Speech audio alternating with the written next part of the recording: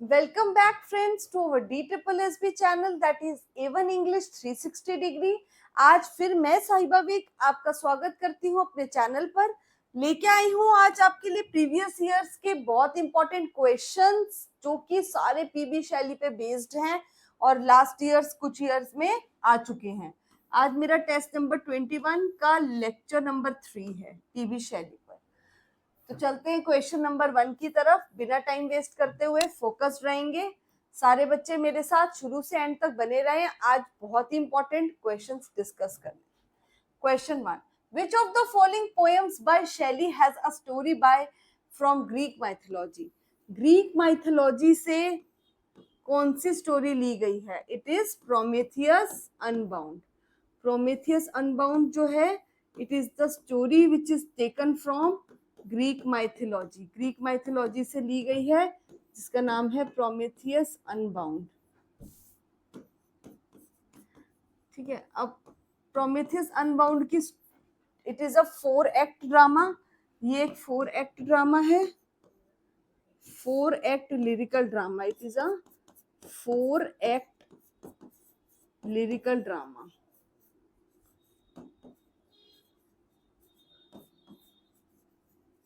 Four act lyrical drama है ये।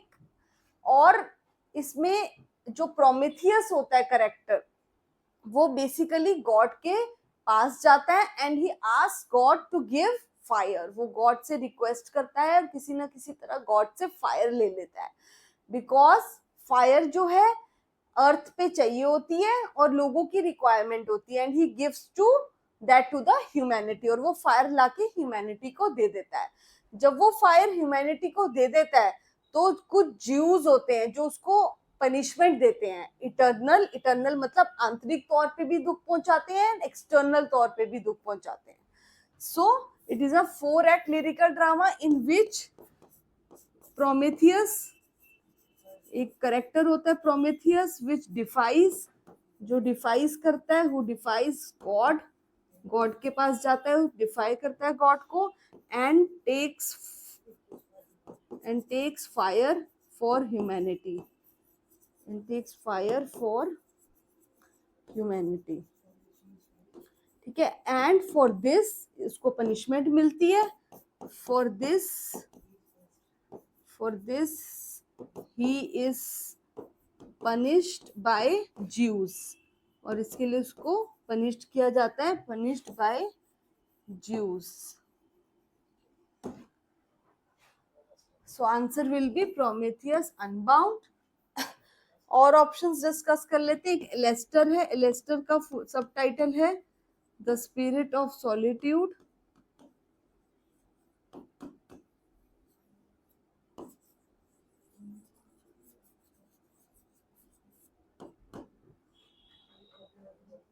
ठीक है, और it is an autobiographical work. Alastair autobiographical work है।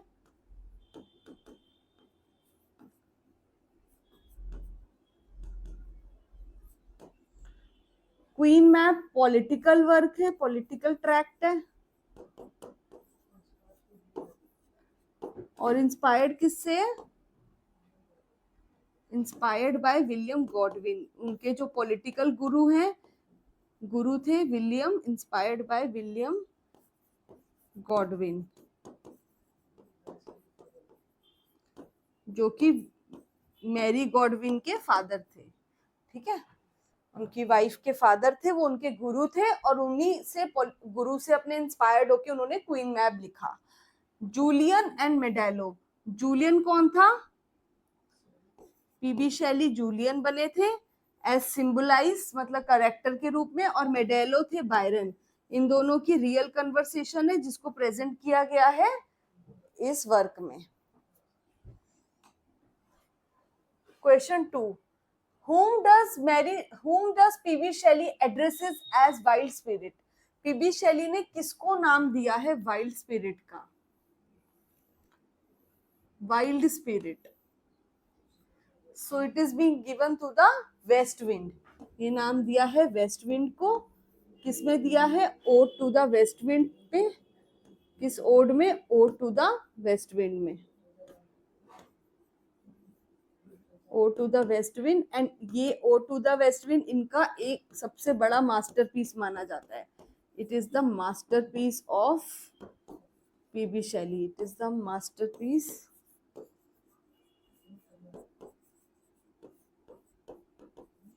masterpiece of P.B. Shelley, and it is written in terza rima. और ये किसमें लिखा गया है? It is written in terza Raima. तर्जा Raima में लिखा गया है. और इसकी कुछ फेमस लाइन है. क्या लाइन है? Lift me as a wave, lift me as a wave, as a leaf, as a cloud, as a leaf, as a cloud. यानी कि मुझे उड़ा ले चलो. किसकी भांति? वेव की भांति, लीफ की भांति या क्लाउड की भांति. ये फेमस लाइन है किसकी? Ode to the west wind की. और एक और इसकी फेमस लाइन है. क्या है? Make me thy lyre, make me thy lyre, मुझे अपना वीणा बना लो. ये भी O to the west wind की लाइन है. Question 3. Whom did the west wind awaken? West wind किसको जगाने आई है? A the fierce maiden, maenad. B the blue Mediterranean sea, C the Atlantic ocean, D the hectic red leaves. जब आपने ये poem carefully पढ़ी होगी तो मेरे पहले लेक्चर्स में मैंने ये पोयम पूरी अच्छे से पढ़ाई है. तो वेस्ट विंड जो है वो किसको अवेक करती है? द ब्लू मेडिटेरियन सी. वो जगाती है किसको? छेड़ के जाती है ब्लू मेडिटेरियन सी को. Question 4. Shelley prays to the waste wind to lift him. Shelley जो है वो प्रे करता है, रिक्वेस्ट करता है वेस्ट विंड को. क्या करने के लिए? कि वो उसको लिफ्ट कर दे. लिफ्ट कर दे यानी कि उसको भी अपने साथ बहा ले जाए. तो कैसे? As a wave, as a leaf and as a cloud.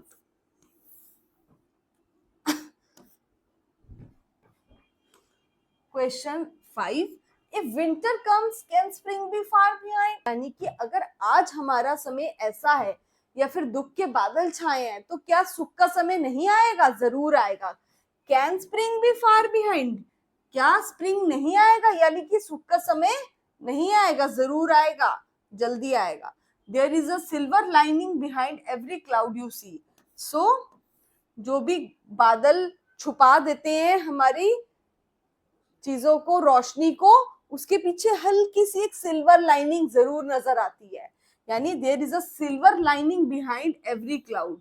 जो बादल छा जाते हैं उनके पीछे से कहीं से एक सिल्वर सी रोशनी जरूर आती है, सिल्वर लाइनिंग जरूर आती है. So it is a symbolic meaning. Question 6. In his boyhood days, Shelley would try to do what?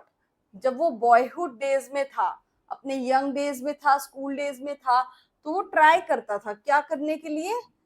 Float like a wave in bass bay, B wild, C play the lyre, D outstrip the sky speed of the waste wind. So it is option D. He tries to outstrip the sky speed of the west wind. वो west wind की तरह तेज भागना चाहता था. उस बहाव में west wind की तरह वो भी एक तेजी से उड़ना चाहता था. Question 7. Which among the following works has not been authored by P.B. Shelley? इनमें से कौन सा वर्क है जो ऑथर पीबी शैली का वर्क नहीं है? बेटा बने रहिए मेरे साथ, ध्यान से देखते रहिए क्वेश्चंस को और फोकस कीजिए. इन सब में से पीबी शैली का जो वर्क है, क्वीन मैप, अभी मैंने आपको बताया पीबी शैली का it is a political tract. अभी डिस्कस किया था हमने पिछले क्वेश्चन में. It is a political tract.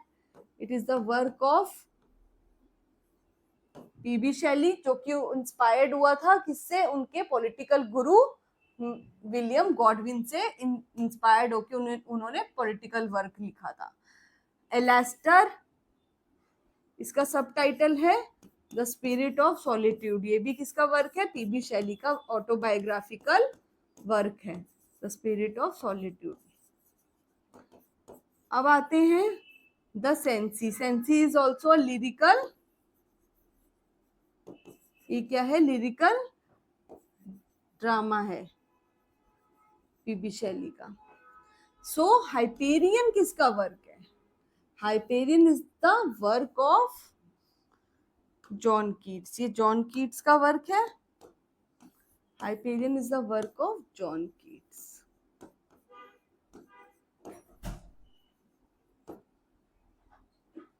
So answer is B, Hyperion. Question 8. Dash said about P.B. Shelley, he was alone the perfect singing god. किसने PB Shelley के बारे में ये बात कही है कि वो परफेक्ट सिंगिंग गॉड हैं? A Matthew Arnold, B Lord Byron, C AC Swinburne and D L Tennyson. So it is AC Swinburne. Question 9. The line poets are the unacknowledged legislatures of the world. Poets को unacknowledged legislatures of the world, ये बहुत important question है बेटा। Poets are called unacknowledged legislatures of the world. This is said by P.B. Shelley in defense of the poetry. इन्होंने ये line कही है poets के बारे में, किसमें कही है? डिफेंस ऑफ पोएट्री में।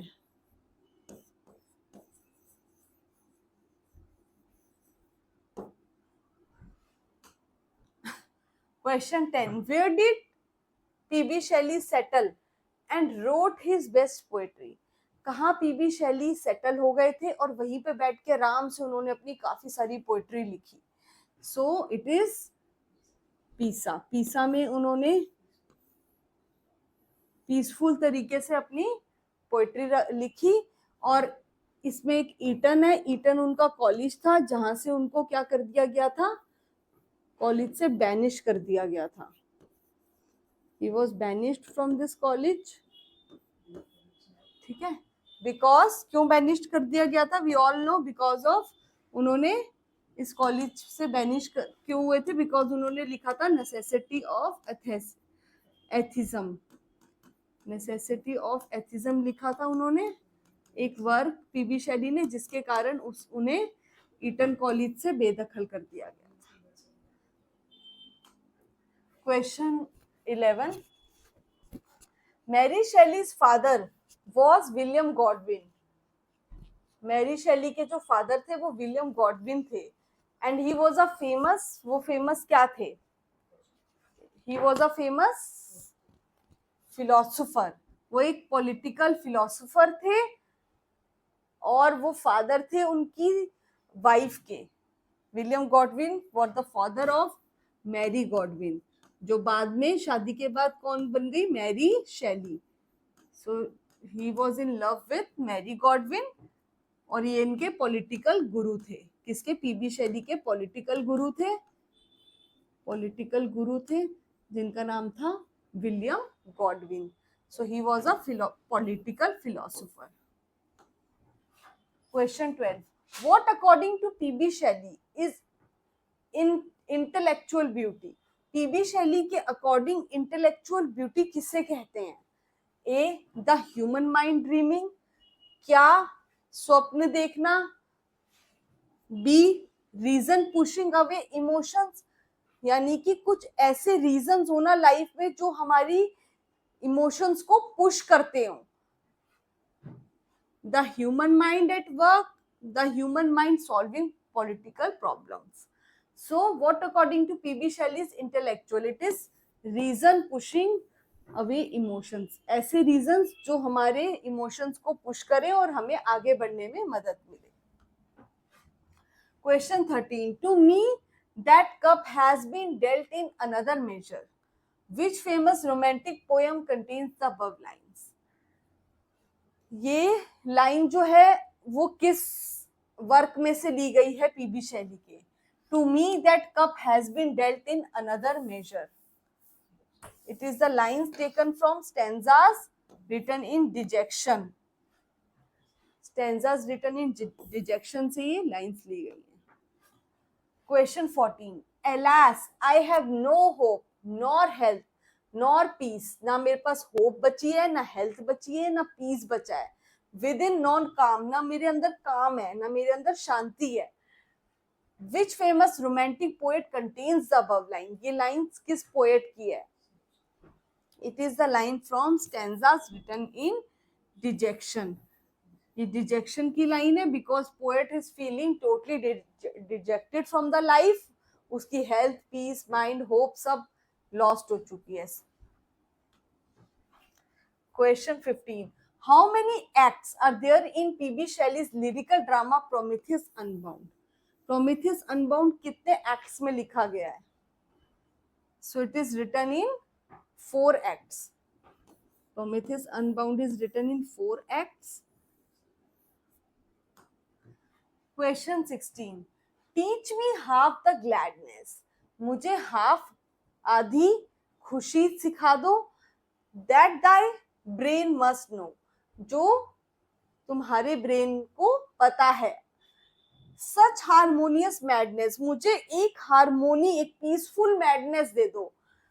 From my lips, ताकि मैं वही मेरे लिप्स से फ्लो करे. The world should know. जिस तरीके से अगर होगा तो पूरी दुनिया मुझे जानेगी. The world should listen then. जैसे कि आज वर्ल्ड तुम्हें देखता है और तुम्हें लिसन करता है. यानी कि जो वर्ल्ड है, अगर तुम मुझे ग्लैडनेस टीच कर दोगी, मुझे तुम इस तरीके से, जैसे तुम हारमोनियस तरीके से गाती हो, वैसे वो मुझे भी टीच कर दोगी. तो जिस तरीके से वर्ल्ड आज तुम्हें जानता है, वैसे ही वर्ल्ड में मेरा भी डंका बजेगा. So these are the lines from the Skylark. ये Skylark की लाइन है. Question 17. Which of the following works by P.B. Shelley is written in the blank verse? P.B. Shelley का कौन सा वर्क है जो ब्लैंक वर्स में? आप देखिए क्वेश्चन कुछ अधूरा लग रहा है बिकॉज क्वेश्चन पेपर में आपका 2 तरीके से आ सकता है कि ब्लैंक वर्स में कोई पोयम बता दो या ब्लैंक वर्स में कोई ड्रामा भी पूछा जा सकता है. तो अगर ब्लैंक वर्स की पोयम आती है तो कौन सी है? The witches of Atlas is the blank verse poem. The witches of Atlas, the witch of Atlas is the poem in blank verse. ये ब्लैंक वर्स में पोयम है. ठीक है. और अगर ड्रामा आता है तो सेंसी. ब्लैंक वर्स में ड्रामा है सेंसी. सो हम अगर पोयम के पॉइंट ऑफ व्यू से करते हैं, ब्लैंक वर्स में पोयम कौन सी लिखी गई है? तो ब्लैंक वर्स में पोयम लिखी गई है the witches of Atlas poem in blank verse. और ये जो पोयम थी विचेस ऑफ एटलस, ये इनकी वाइफ को बहुत पसंद थी. जो पीबी शैली की वाइफ थी मैरी गॉडविन, यानी कि मैरी शैली, वो उनको it is the favourite poem of. ये फेवरेट पोयम थी किसकी? फेवरेट पोयम ऑफ मैरी शैली. फेवरेट पोयम टू मैरी शैली.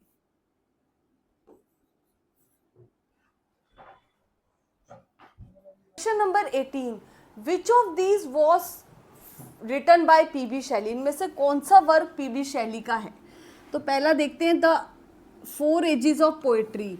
द 4 एजेस ऑफ पोएट्री ये किसका वर्क है? ये थॉमस लव पीकॉक का वर्क है. Thomas Love Peacock.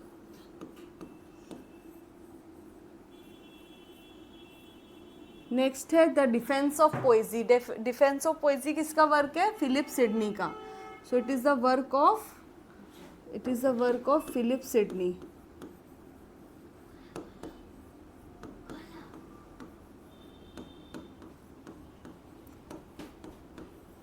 Next defence of poetry.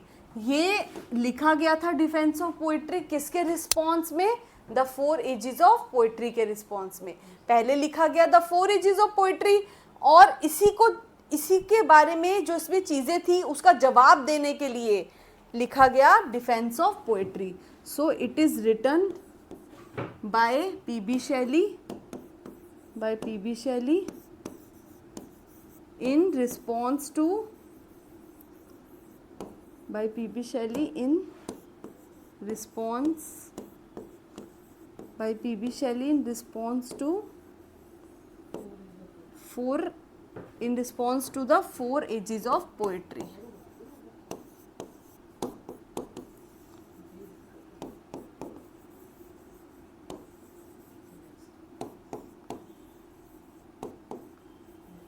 Next question. Question 19. Which of the following poets was influenced by the Godwin? जो William Godwin थे वो political गुरु थे, और उनकी एक बेटी थी जिसका नाम था मैरी गॉडविन, जिसके लव में कौन फेल हो गए थे? PB. Shelley fell in love with Mary Godwin. PB. Shelley को प्यार हो गया था, he fell in love with Mary Godwin. और मैरी गॉडविन किसकी डॉटर थी? विलियम गॉडविन की, जो कि पॉलिटिकल गुरु थे, पॉलिटिकल फिलोसोफर थे। किसके? Political philosopher of P B. Shelley. So it is P B. Shelley. Question 20. Life may change but it may fly not. Life change होती है पर वो गायब नहीं होती, ख़त्म नहीं हो जाती एकदम। होप में वैनिश, होप वैनिश ज़रूर होती है बट मरती नहीं है, कहीं ना कहीं उम्मीद बची रहती है। The above lines are from Hellas. ये हेलिस की लाइन्स है, और ये हेलिस जो है it is written in dialogue form. It is written in dialogue form.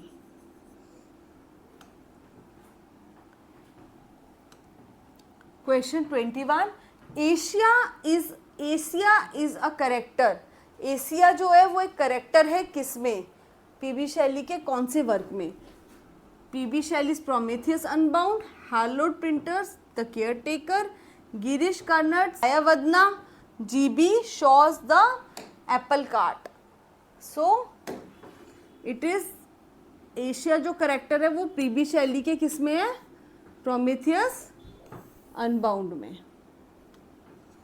Question 22. Which of the following is considered as P B. Shelley's masterpiece. मैंने पहले भी आपको बताया था कि वैसे तो पी.बी. शैली के बहुत वर्क फेमस है, बट जो मास्टरपीस कहलाता है वो है ode to the waste wind. Ode to the waste wind, जो कि किस में लिखा गया? It is written in terza rima. 3 line stanza में लिखा गया terza rima. 23. Fresh spring and summer and winter hoar move my faint heart with grieve. यानी कि ग्रीफ की बात हो रही है, दुख की। वो ग्रीफ से भरा हुआ है, दुख से भरा हुआ है। किससे भरा हुआ है? लेमेंट से भरा हुआ है। So lament is a poem filled with a lot of grief, विलाप। So it is a lament by work by P B. Shelley. ये पी.बी. शैली का वर्क है, और ये किससे भरा हुआ है? विलाप और ग्रीफ से भरा हुआ वर्क है। So it is by P B. Shelley. Question 24. Make me the lyre. मुझे अपना वीणा बना लो। Even as the forest is the given line has been penned by whom. ये लाइन्स किसने पेंट की है? These lines are from odd to the west wind. ये Ode to the west wind की लाइन्स हैं। Ode to the west wind की lines हैं, जिसमें पोएट कहता है कि जिस तरह फॉरेस्ट की लीव्स गिर रही हैं उसी तरह मैं भी टूट के बिखर रहा हूँ, मैं भी कहीं ना कहीं टूट रहा हूँ लीव्स की तरह। So these lines are from odd to the waste wind by P B. Shelley. और ये कब लिखी गई है? इन 1819 में। Question 25. Which among the following was not compose by the P B. Shelley. इनमें से कौन सा वर्क है जो पी.बी. शैली का नहीं है? A the Revolt of Islam, B the Cenci, C Lamia, and D Prometheus Unbound. So it is C Lamia. Lamia किसका वर्क है? It is the work of John Keats. ये जॉन कीट्स का work है। और लामिया कौन होती है? She is an, वो जादूगरनी होती है, एक एन्चेंट्रेस, एक ऐसी एन्चेंट्रेस होती है जो कि हाफ वुमेन होती है, आधी वुमेन और आधी स्नेक होती है, and half snake. And rest all works, the revolt of Islam, the Cenci, Prometheus unbound are all of PB Shelley.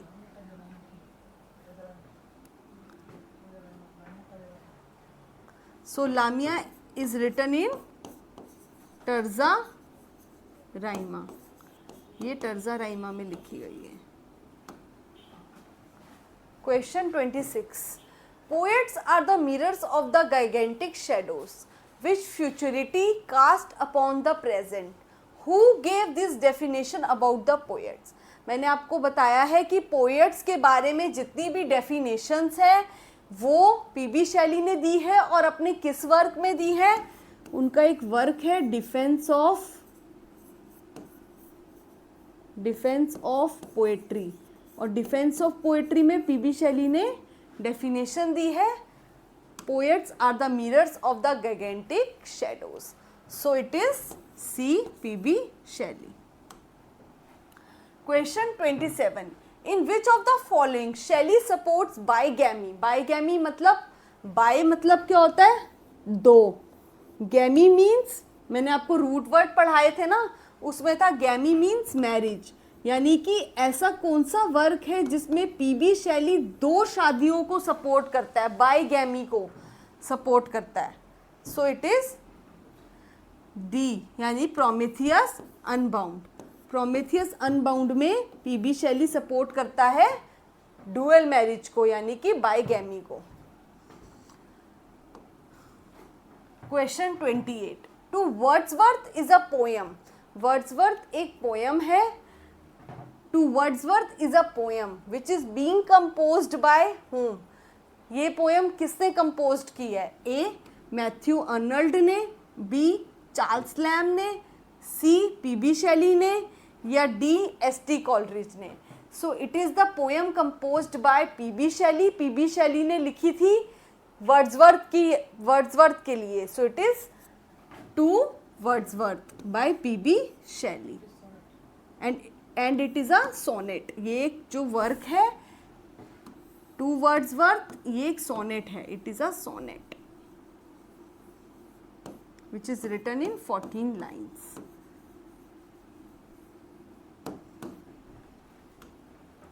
Question 29, To a Skylark by P.B. Shelley is composed in what? To a Skylark एक बहुत famous work है PB Shelley का, जिसमें वो skylark को क्या कहता है? Blithe spirit. क्या कहता है? ब्लिथ स्पिरिट, यानी हंसती खेलती और खुश नुमा। तो इसमें इस वर्क में हमें बताना है कि कैसे कंपोजिशन है। A. 3 line stanza in trochaic trimeter, B. 5 line stanza, the first 4 lines in iambic trimeter, C. 5 line stanza in iambic pentameter, D. 5 line stanza, the first 4 lines in trochaic trimeter. पहली जो 4 lines है वो ट्रॉकिक trimeter में है। यानी ट्रॉकिक trimeter क्या होता है? बड़ी और छोटी मात्रा का पेयर। बड़ी छोटी मात्रा का पेयर, उसको कहते हैं ट्रॉकिक ट्राइमीटर। सो बड़ी छोटी मात्रा के 3 पेयर को कहेंगे ट्रॉकिक trimeter.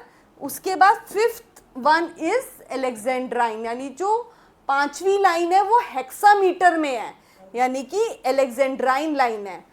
So it is option D. Option D है इसका answer. Question 30, which work of Shelley is autobiographical in nature? P B Shelley का ऐसा कौन सा वर्क है जो ऑटोबायोग्राफिकल यानी कि उनके खुद की जीवन की कुछ घटनाओं पे बेस्ड है, ऑटोबायोग्राफिकल वर्क है, वो है एलेस्टर। और इसका सबटाइटल क्या है? The spirit of Alastair, the spirit of solitude.